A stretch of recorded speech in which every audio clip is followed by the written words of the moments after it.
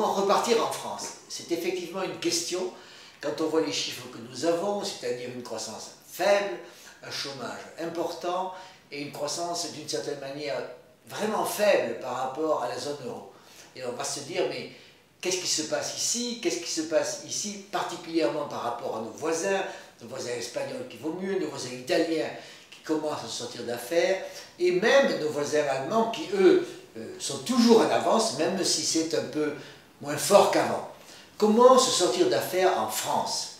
D'abord, le monde continue à croître, même si c'est plus lentement qu'avant, même s'il y a plus d'interrogations qu'avant, en particulier chez les pays émergents. Mais il y a toujours 3% de croissance dans le monde.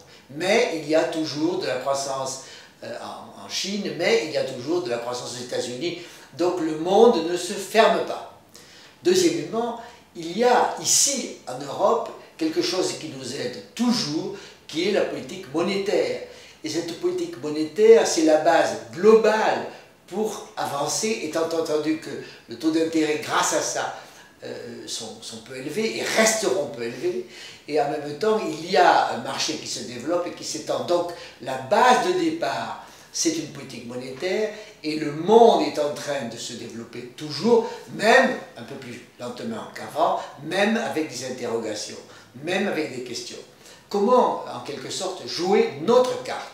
Eh bien, continuer à changer, continuer à innover, continuer à remettre en cause, d'une certaine manière, ce qu'on croyait fait, ce qu'on croyait donné, d'une certaine manière, ce qu'on appellera les avantages acquis, parce que le monde change. Ce monde change, ce n'est pas simplement un ralentissement chinois, c'est fondamentalement la nouvelle économie, c'est fondamentalement l'économie du partage, c'est fondamentalement une économie de l'information, de la communication, qui nous permet à tous d'aller plus vite, d'aller mieux, d'utiliser plus efficacement l'information et d'avoir une économie d'une certaine manière plus frugale, plus efficace pour se développer. Et dans ce cas-là, la France a des atouts.